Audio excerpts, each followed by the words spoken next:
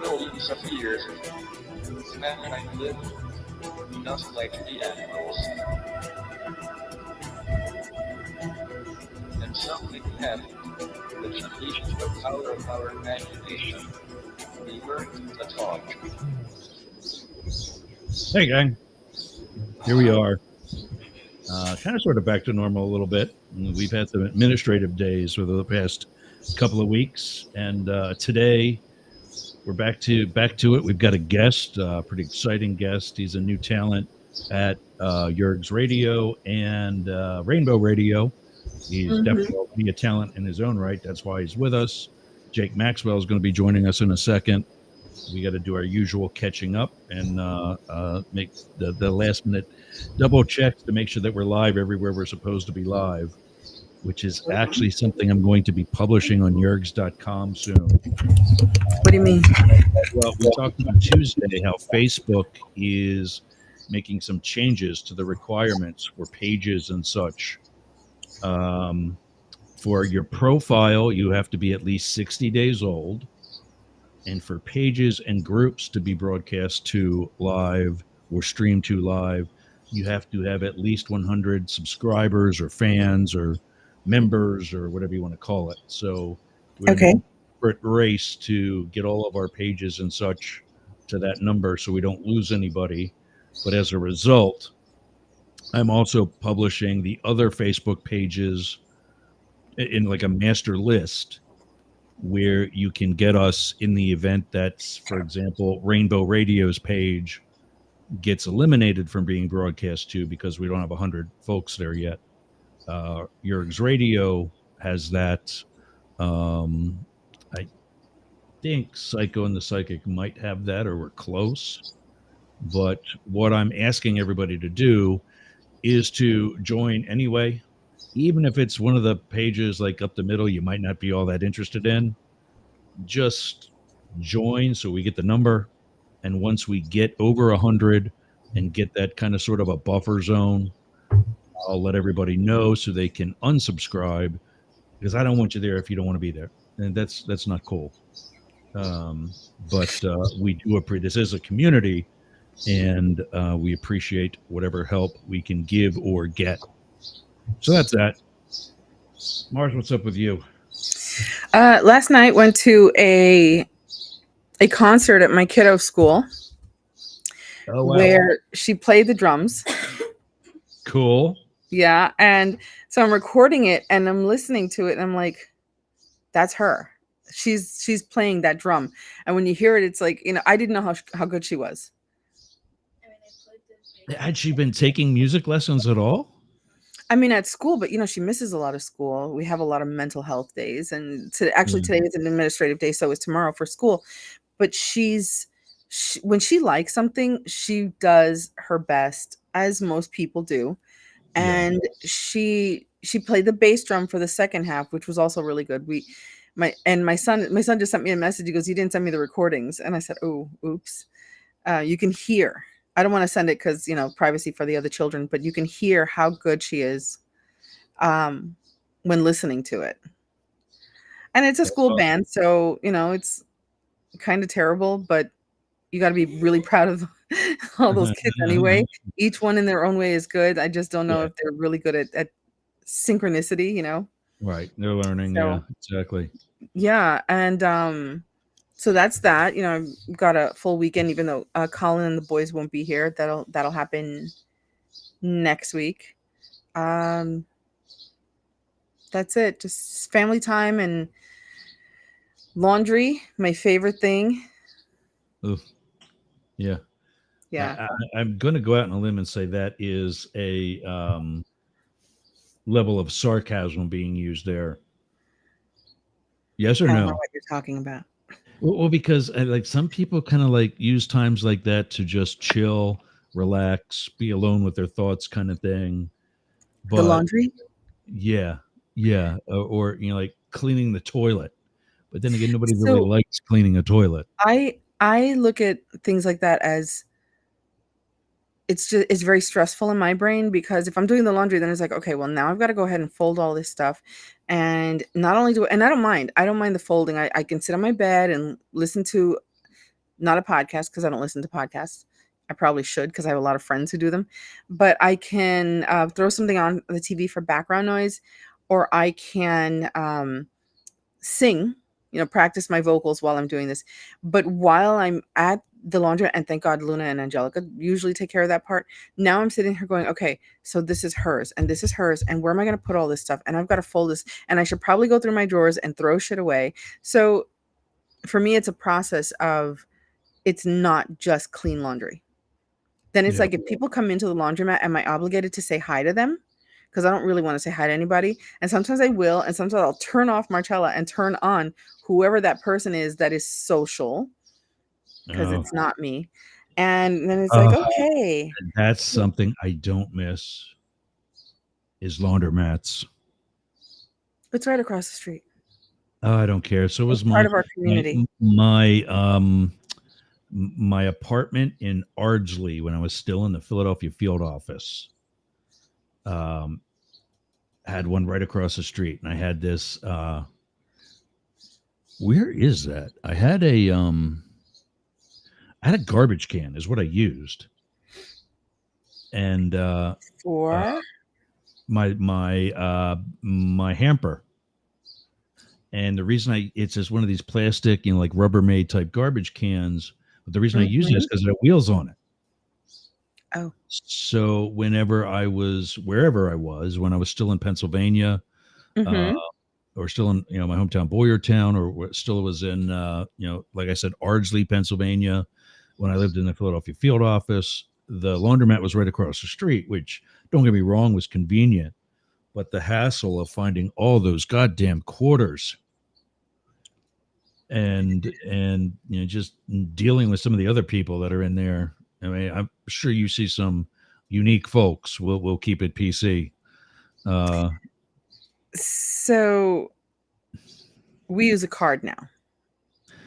I've seen there's I know what you're talking about. So yeah, so Is she I don't laughing at my quarters comment? No, she's kind of just sitting there. Oh, okay. She's coughing, she says. Oh, is that what it was? I thought I heard a snicker. Nah, I'm gonna be honest with you, Ross. She probably doesn't give a shit about what we're talking about. Yeah. I think we can wrap it up too. Yeah. She doesn't care. She's, would you like to go to YouTube and ask everyone to like and subscribe like your sister does? So now we've got the mini assistant here. Yeah. Okay. Yeah. So, yeah, no. Our guest, a friend of yours, new friend, and new member of Rainbow Radio. And even though we won't be necessarily talking about that today, also Yergz Radio. He's got a political show he and a friend are putting together, but he's also a DJ. He's also on the autism spectrum. He is also a member of the LGBTQ community, non-binary. So, let's bring him out and say hello and hear his whole story and see exactly what he's got planned for a rain. Okay, that's not it. Hold on. There we go. And now he's over on that one. Well, it's nice to see my face. Yeah, we put you on the big screen to highlight you as the guest. Oh, that's super awesome. No pressure, guys. I can totally handle this. We've got friends in the chat.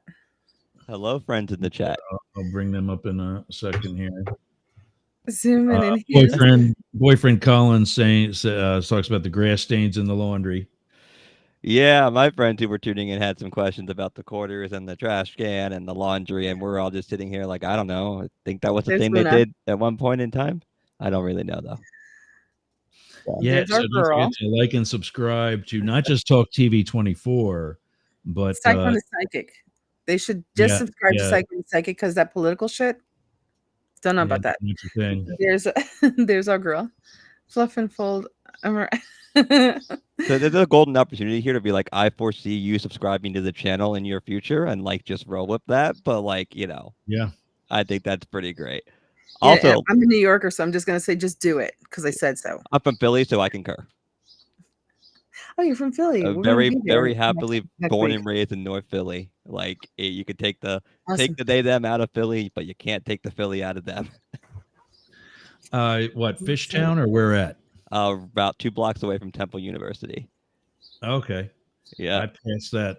I lived up, as you might have heard earlier, I lived up in Ardsley and Elkins Park.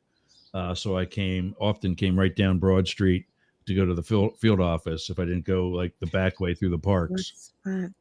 What, Colin? What are you saying? Oh boy, I'm not touching that. I'm leaving that one alone. Okay. That's a trap question. But yeah, thank you guys for having me. Like super excited. Yeah, welcome. So, Jake, you're non-binary. Okay. Yes. Yeah, we talked about that a little bit. So it's they, them. Yes. So we'll endeavor to make sure we do that. You are a DJ. I am. I like that. I used to DJ years ago. And you're a psychic medium. Yes, I am a psychic and physical medium, slightly empathic, and among other things, it has proven to be an interesting road to take. It runs in my family. Grandmother had it, but not my mom. So it was a good time. And most importantly, you're on the spectrum. We have so much in common. It's kind of creepy. Yeah. I don't know if Ross told you that I am on the spectrum. We got along pretty quickly out the gate, so I had a feeling. Usually I get along a lot better right out the gate with people who are also some form of neurodiverse. Ross said you're quirkier than me, and I said, well, I've got to meet this kid. So I call everybody a kid, so don't take offense. My dad does the same thing. I think it's a New York thing. I do it too. I don't know why. I also have to leave with that. I'm like, nah, just like I call everybody kid. Older, younger, doesn't matter. Just kid comes out. Okay then. I just everybody younger than me. You're 31. Is that right? I am. Okay, so I'm 52. When my parents were 52, I was 32 and already moving from the Philadelphia field office to the San Francisco field office. So you could easily be my kid. Okay. Good to know. 31. Yeah. And I try to I have this conversation with my son, who's 19 and is a man now, as he keeps reminding me, and ready to take on the world and what have you. And I'm like, Zach, I'm 52 years old. Mom and dad, Mimo and Pop Pop, still refer to me as their kid, as their oldest boy. And that's never going to change. Yeah. But so starting off in Philadelphia, have you been back recently? Many times. I was at Game 7 of the NLCS. I lived through that. Right. So I went with my now ex-boyfriend, which was a fun time, still awesome, and happy we got to do that. I go up there for Eagles games. I was at the Super Bowl parade because I don't know a Philadelphian who was off that wasn't. When we finally won that thing. I also just like Philly. Like to me, it's the city that I enjoy being in. It represents a lot of the things that are important to me: hardworking, blue collar, people who understand the idea of scratching, fighting, and clawing, and also just like respect each other in general. But I also love it because it's just like green too. My lead into that then was, that being the lead into the actual question, was what kind of changes are you noticing through the condition of the city, Philadelphia culture? Is it still a city of brotherly or non-binary love, or is it different? Well, so to keep this on a non-political spin, what I will say is that the music culture in Philadelphia is something that's very, very unique to the city. Like most cities, right? Like every city, I think, will tell you they have their own unique music scene, their own unique music culture, which makes them kind of awesome and cool when you go there to travel, right? Like case in point, when I DJ in Cleveland, I try to incorporate remixes of more rock and roll songs because they have the Hall of Fame there. So it's a chance for me to do something that will tie into the city. If I'm going to play in DC, I might incorporate things like they're more go-go, things that really hit home with the audience that's going to come and see me play. Would I say that it's still the city of brotherly, sisterly, and non-binary them love? Yeah, 100%. I mean, Philly is Philly. We don't really particularly care about what parts you want to have, or how you see yourself. As long as you're chill, we're chill. Just don't come in a Cowboys uniform. We're good. Ross likes to throw in little bits of politics to antagonize me I could tell. because he wants me to throat punch him. That's what's going to happen when we first meet in person. I'm going to throat punch him, then I'm going to hug him. And That seems like the right hello, order. me. And Jeannie said apparently it works. I think she was talking about the kid thing. Hello, there's my number one. Brock is my bestie. Hello, bestie. Yeah, he's the best. I call him number one. It's a Star Trek reference. Oh, I got it immediately. My dad would have Thank killed me if I you. didn't. No one use ever the gets it. I use the it works to my benefit, though. Make it so number one. Stop it, Ross. Stop it, because Colin was going to throw something in there. Are we going now with Blondie, or what's happening there? Oh, God. Colin, explain yourself. So, Jake, when did you find out that you were neurodivergent? Yeah, so that's always a fun question, right? Because long story short, I knew pretty much out the gate that I wasn't quite like everybody else. Like, I had the underlying mitochondrial disease they diagnosed me with when I was like 4, which, automatically was like, hey, you're different, but you don't really know why. Very, very good. We stand Vulcans. And so, like, at a certain point, after they diagnosed me with like ADHD, and I had been on Concerta for like when it was still in FDA test phases, right? And I immediately started realizing that I didn't really want to socialize with people my own age because they kind of sucked.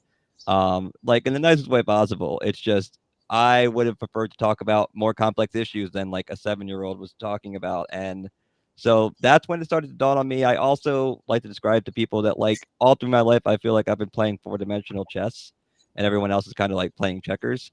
I just kind of see the world differently. I engage with the world differently, and I use it as an advantage, and I'm very proud of that. That's a good way to say it too.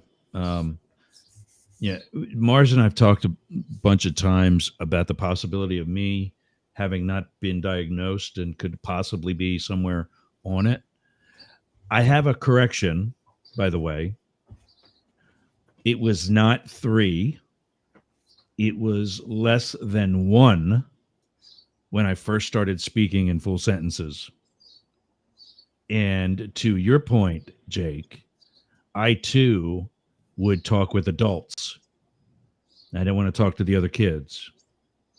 And I would say, hi, Miss Marcella, how are you today? As not even a 1-year-old boy. But if Luna, for example, did your mommy tell you that? Yeah. She said she was listening to the episode where I was talking about being very vocal at a very young age, and I said 3, and she said it was not 3. Where would you get that from, Ross? Where would you get that from? That's the first thing. Where would you get that from? 3. The information or the trait? The information, not the trait. She corrected me because, like I said, she was listening to that episode when I said 3, and you looked at me and said 3. That's not early at all. You're kind of late. It's not. And I didn't know. I just thought it was 3. And she said, no, you were talking before you were even 1-year-old. I thought it was 3. We've talked about this. Stop. You're not psychic. No, I don't think I'm psychic. I think that there's some level of autism spectrum, because we talked about that too. I was labeled as gifted back in kindergarten, first grade. And back then, gifted also meant you were a good student, which I was not at all. Yeah, I have questions, but that's for a later episode. That being said, I do want to stress that neurodiversity, as we learn more about it, right? Like, we begin to understand that it is a much wider spectrum than we might have originally understood, that it does display itself in many different forms. And I just want to re-hit on a point I brought up, which is to say that just because I learned how to handle mine in some regards does not mean it has been easy in others, right? Like, I have struggled so many times through school where, like, I wish I could have communicated better with people my own age. It would have led me to having more friends, but like, just genuinely sometimes the idea, like, case in point, okay, when I was in middle school, I had a really bad day. I was sick, like very, very visibly sick. There was a person at the middle school who would drive the kids home, like if their parents couldn't get to them and like they were not doing well. And I needed to go home, and my parents gave permission, and I was sitting in this person's office, and a teacher came by, like administrator, and demanded I go to class. I'm like, I can't do that. Like, I am not going. Like, I'm going home. Please, like, leave me alone, or you're going to exasperate the situation to a way worse place than we're currently at. And she pushed and pushed and pushed, and ultimately I flipped her the bird because I had run out of spoons and ability to basically get my point across that I could not do this. And so the school's response, rather than like acknowledging what had happened, was to give me in-school suspension when I got back the week after having a 24-hour virus for 7 days. Ultimately, that in-school suspension led to me being unable to go on the senior middle school trip because it was deemed that that was an ISS like anybody else. So in some regards, I wish I could have explained it better, but in other regards, I feel like a lot of times the onus is put on those who are neurodiverse to be able to have to explain to people who aren't what our issues are. And if we do it wrong, somehow we're at fault. And that's just a bad system. Like you're guilty until proven innocent. Every time I hear a story like this, you know how I react. I just want to go and throat punch some adult or kick them in the face, and because I'm just very violent. But that's in my New York stuff. It's a New York thing. It's a New York thing. It's a New York thing. We'll go with that. I really hate stories like that. I feel like now we should take you to like Great Adventure or something. Just For what it's worth, though, it's the situations like that that have ultimately helped me learn how to empathize better and fight for those who are in my community more, because I was able to experience that. And so I try to fight for those who are going through the same thing and maybe don't have the spoons or the words yet. Like, that's the thing, is we don't always get to choose the cards we're dealt, but we can choose how we play them and what we take from them. And that's kind of where we landed. Yeah, no, we actually talked about this recently, how my daughter could not communicate. She was always verbal, but she did not know how to express her emotions. And she would write notes. She would put on post-it notes what was wrong, and the teachers would respond. And now if you spoke to her, you'd see she's very eloquent, very articulate. She can tell you exactly what's going on. And when she can't, she'll tell me, I need time. And but she hasn't had what I call a meltdown in many years. So there is room for improvement with the right help. Yes. So when did you get that help?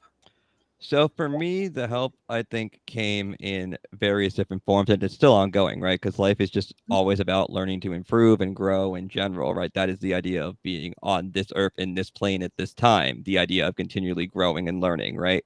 So I would say my first like light bulb moment for me came actually after I graduated from high school. I had an IEP because my mother was unwilling to settle for a 504. She was like, "Yeah, no, we're not doing that." She was a lawyer, so she made very clear what she wanted, and the school system kind of was afraid of her, so they just gave it to her. But not everybody has that, and that's a whole nother conversation for another day.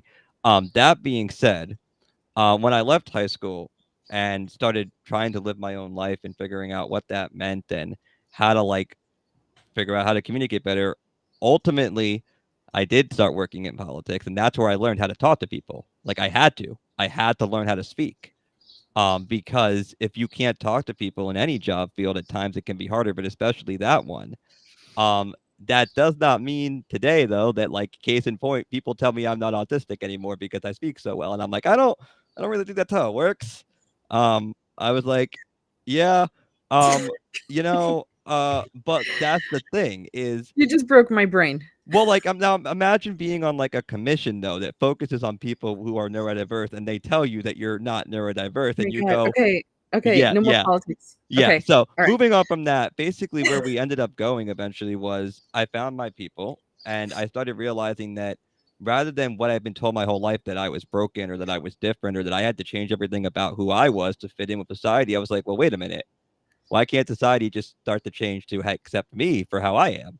And There that's you when go. I started living my life the way I wanted, which was I am unwilling to change everything about me, period. And you get what you get, good, bad, and ugly. I still struggle at times with like Hmm. expressing some emotions, especially in like on a relationship sense. There are things that I sometimes want to say, but I'm blunt, so they come out the wrong way. And I have built a very strong friend group around me who I tell them if I say something that comes across the wrong way, be like, hey, Jake, you just said XYZ and it kind of came across in this tone. Is that what you were going for? And I would either be like, nope, let me try again, or yes, it was absolutely meant to sound that way. And because I'm blunt. But ultimately, I mean, I think the help for me just came into as I grow each year, starting to realize that, I am what I am, and I'm kind of proud of that. I Good for hear you. so many of my own thoughts mirrored back at me right now. Ross, I like this guy.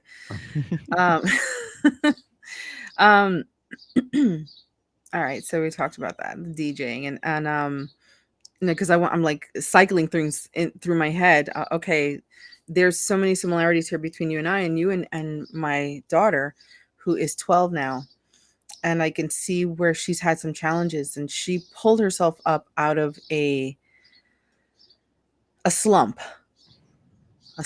and I can see how she can become an advocate for people like you are. I really, really like that. Um,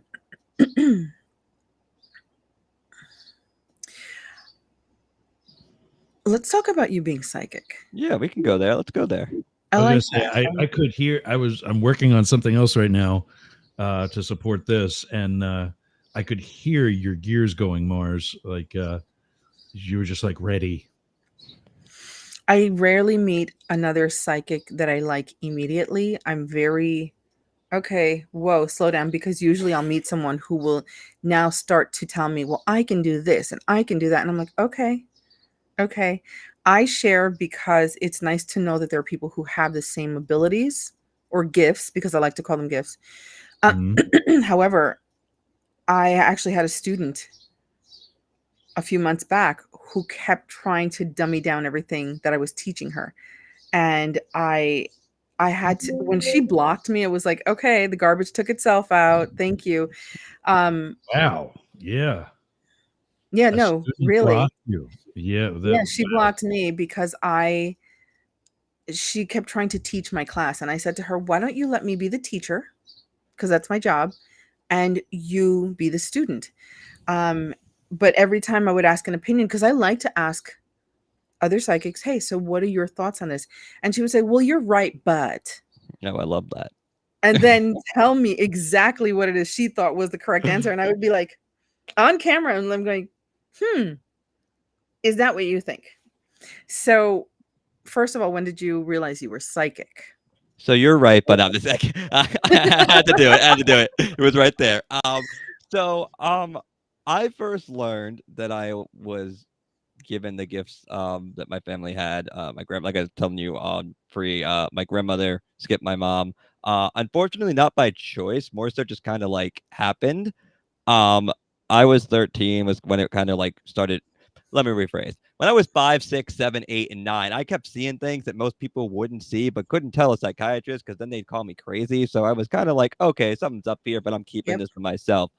Ultimately, when I was 13, before my friend got hit by the car, I had a nightmare previously that was so vivid and so real that I woke up and it put me into sleep paralysis for 20 minutes. I could not move. I could not scream. I was internally screaming for my mother, but I could not physically move.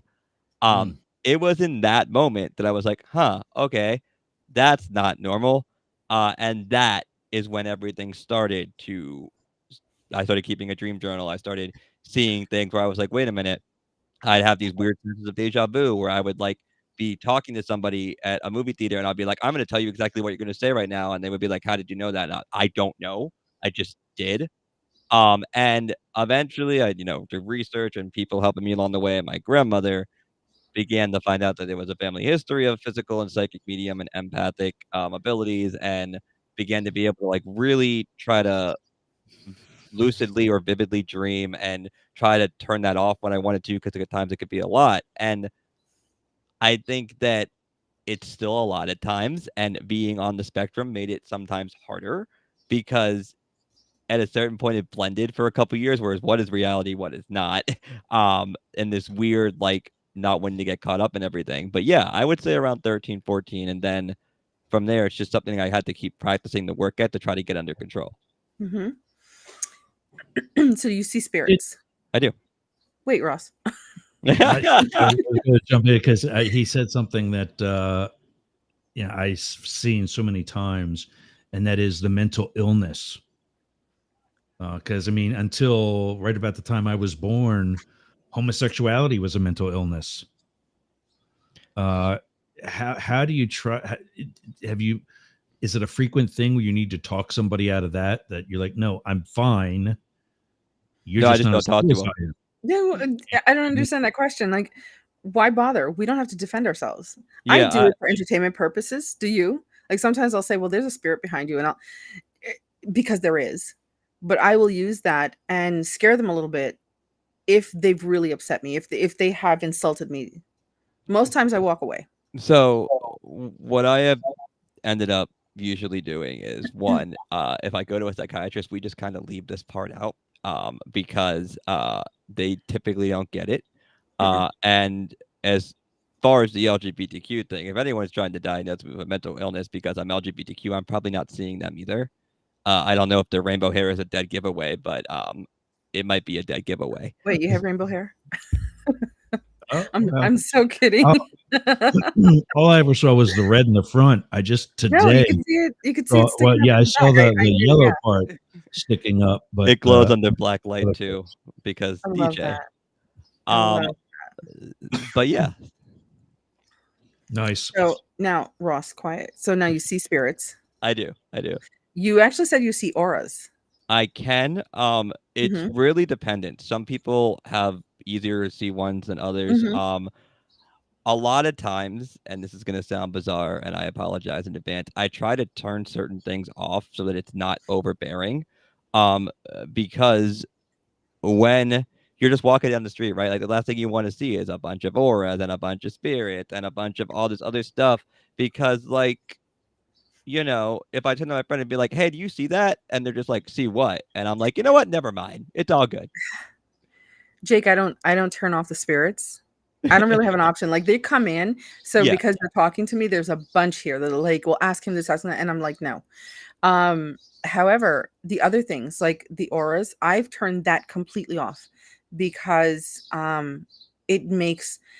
Here's an example. My daughter, not Luna, Riley, my trans daughter, when she was a child, told me there's a shrimp called a mantis shrimp that can see more colors than the human eye. And I asked her, well, what makes you, what made you, did you learn that at school? And she says, no. And I said, well, what made you, she says, I just looked it up. Okay. Well, I feel like we can be like that if we have it completely turned on. We're just seeing things. The trees are no longer green and brown. The sky is no longer blue. It is going to be very different for us and now I have synesthesia. Do you have synesthesia? So synesthesia is the one where we see music, right? Yeah.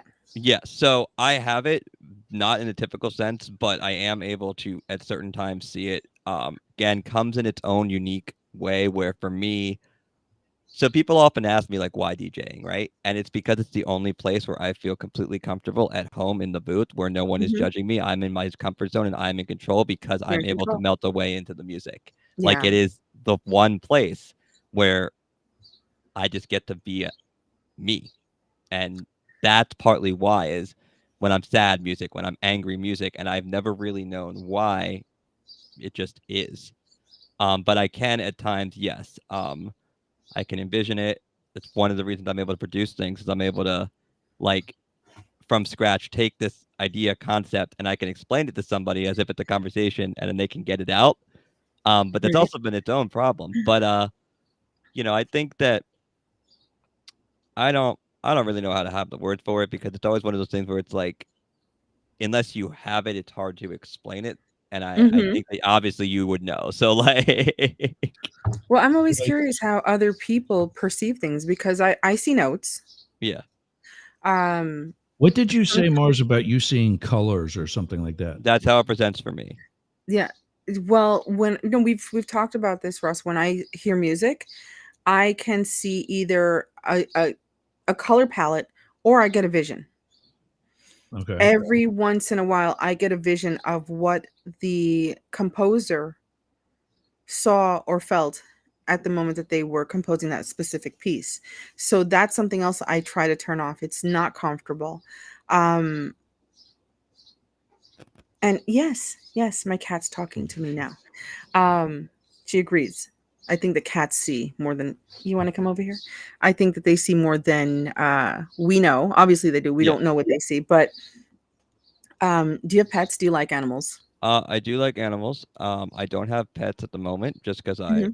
we recently moved. But yeah, cats and dogs especially are gateways for the spirit world. Obviously, Hmm. they are able to provide insight, and there's a reason why we have such close bonds with them. Yes. And Yes. like that is part of the reason where like you'll see stray animals in a neighborhood sometimes they always just end up at our house and I mean I know why but like other people don't which is always a fun interesting take on it but yeah.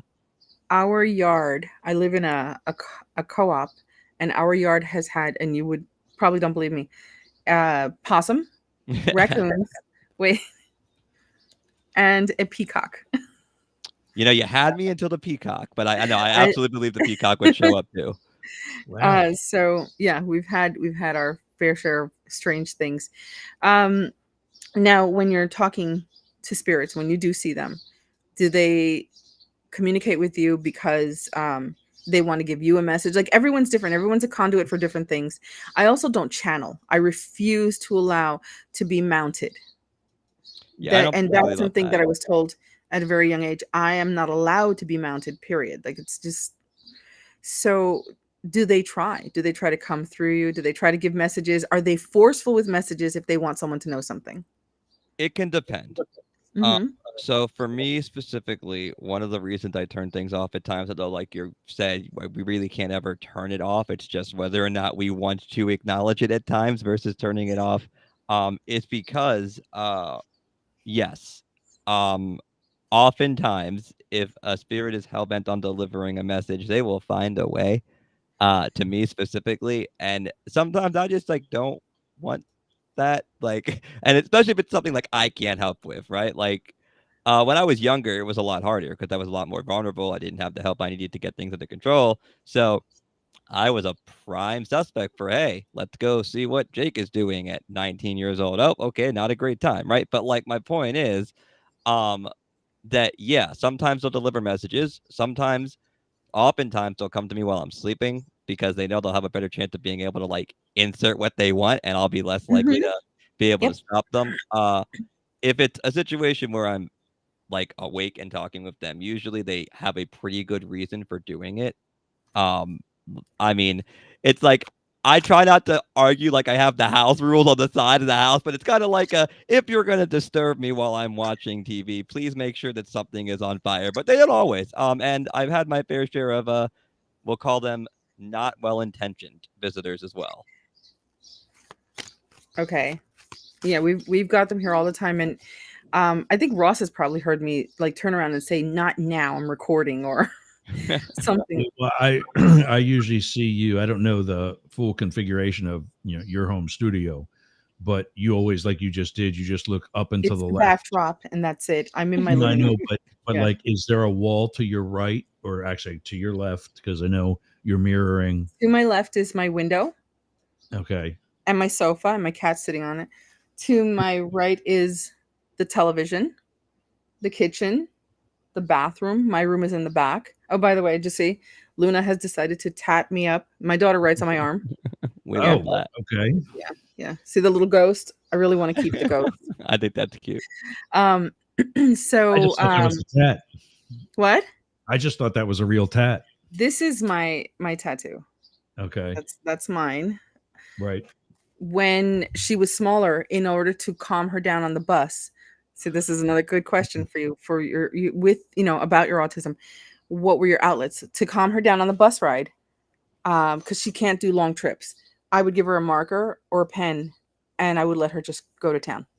And that's what she did last night, just sitting here with me. The pentagram, the little ghost whistling because there's music there, and then she wrote the name of her business on my arm. So, La Petite Lune. That's So what were your outlets? Things like that. So a lot of times when I was growing up, yeah, outlets became music, talking about Mhm. music, fidgeting, whatever I could find my hands on, doing a lot of writing. I did a lot of writing. genuinely, it was pretty much anything I could do, right? To find some way to keep myself amused, except for going to class. That was the one thing like I notoriously did not do. But I think for me, it was trying to find things to talk about, digging deep into things that like I could spend hours going down a rabbit hole in, like whatever I could do to try to make time go faster, because I too don't like sitting still in one place for an extended period of time. It is partly why being a DJ is a great career choice, because I get to jump around and be ADHD the entire night and get paid to do it. It's Whereas so fun. it is the best job in the world. But like, yeah, I mean, we had the little dots game, like the square. I was a big fan of like, making the squares on the dots, but I would make my dots games like 4,000 by 4,000 dots so that it would never end. And my friends hated playing with me because they knew if they were doing this was a multi-day endeavor. Origami, pretty I like much that. anything, Yeah. like anything at all, that could be used as an outlet. But ultimately, it oftentimes worked its way back to music or some sort of creative art form. I love that. I love that.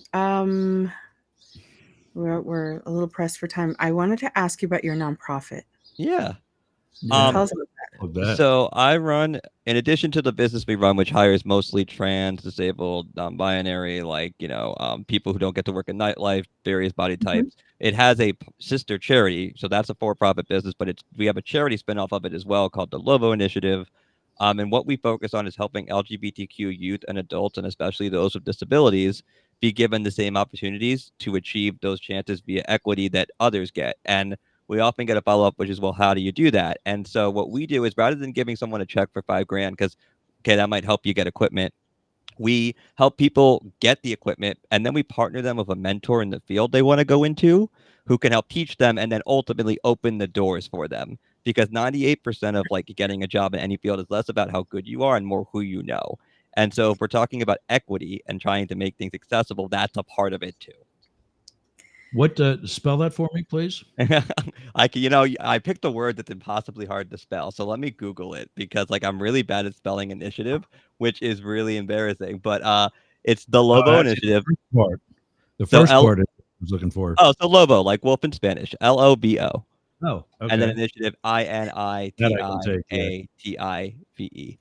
We are still currently like, we launched it about a year and a half ago, 2 years ago, but we haven't been able to dedicate the time to it that we've wanted because I have been sick. And so we are getting ready to gear up on that, and do what we can.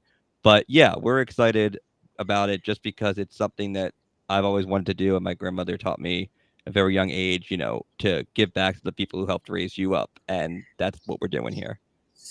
There is a reason for everything. Lobo Initiative. First of all, that is my Lobo is, well, it's not Lobo, but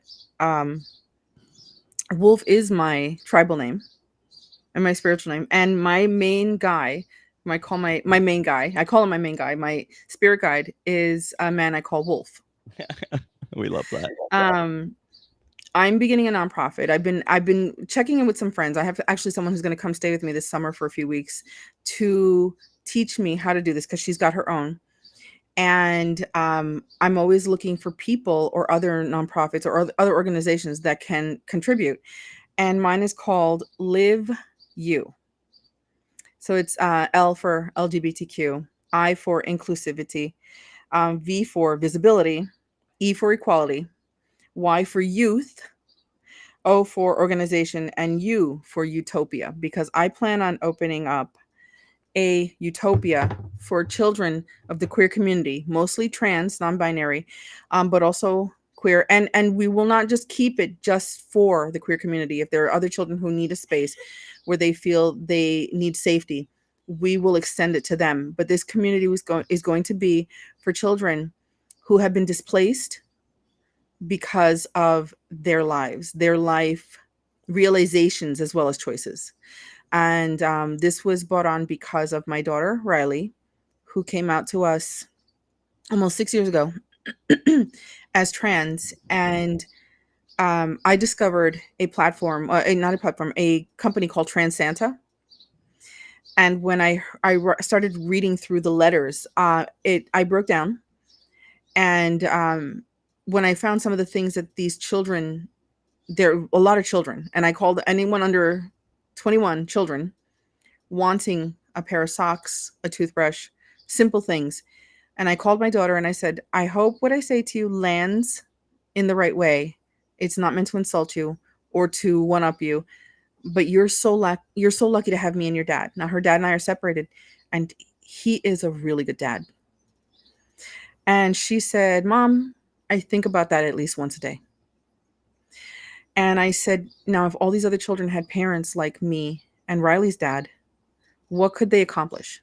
Riley is the first of my children and in most of my family to graduate college. She is the first trans person in my family other than my brother, who we've got no idea where my brother is, but I have a brother who is trans. And Riley, she's just all encompassing, like all the things that we admire. So I said, if all these children had people to support them, what could they do?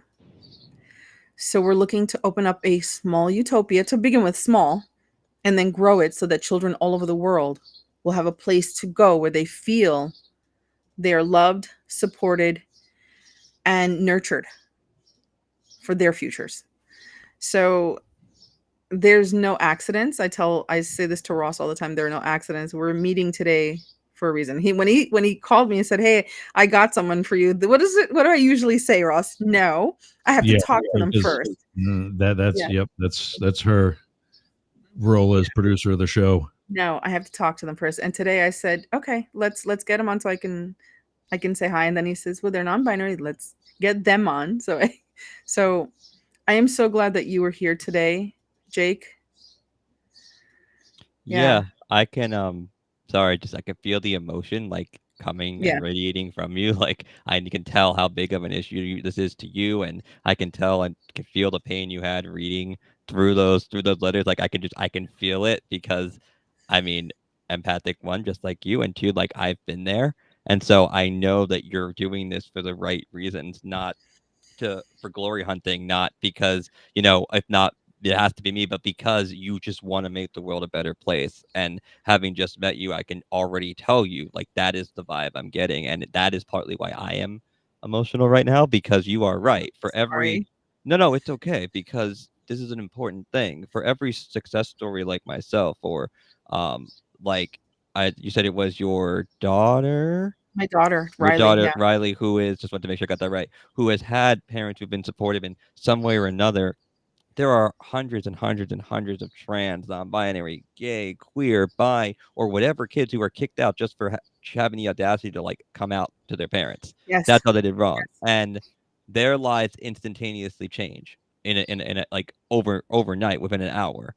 And so what you are doing and the safe space you are trying to create, it's one, coming from the right place, but two, you're right. It can be life-changing. And I sometimes wish we had more people like you in the world who were willing to get out there and do that work, because it does take all of us.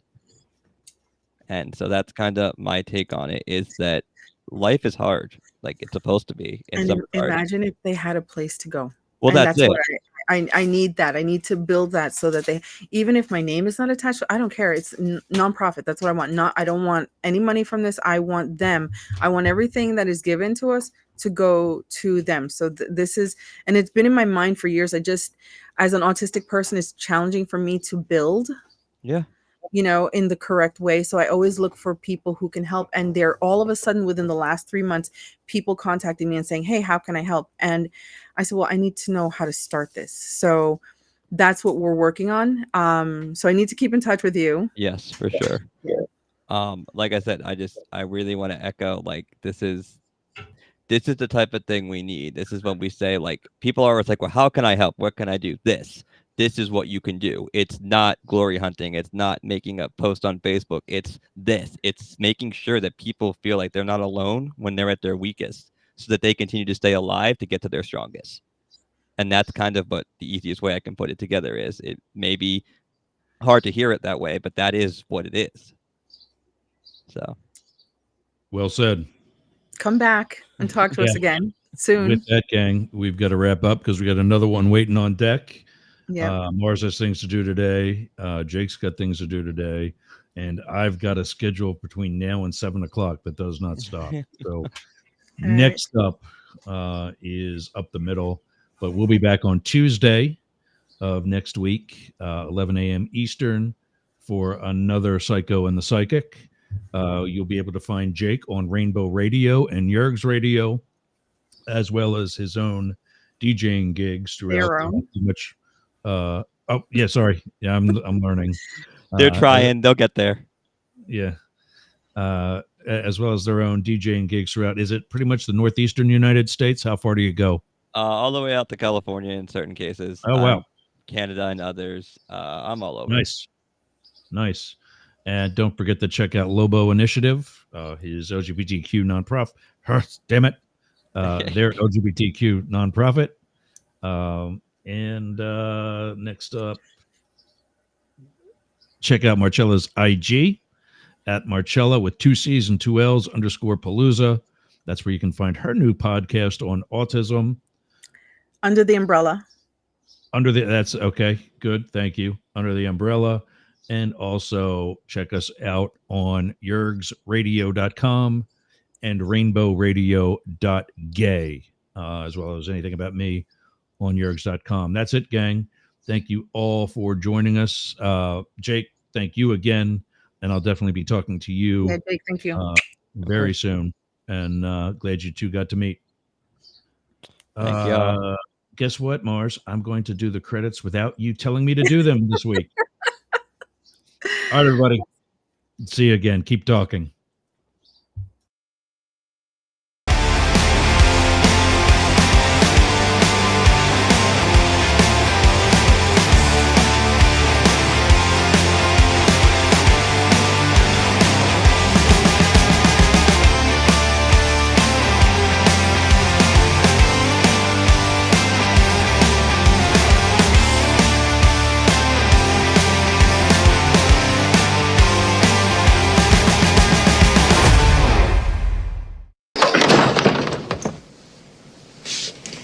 You've changed. You know that? Yes, I suppose I have. How about this? Peace, love, dope. Now get the hell out of here. I love that.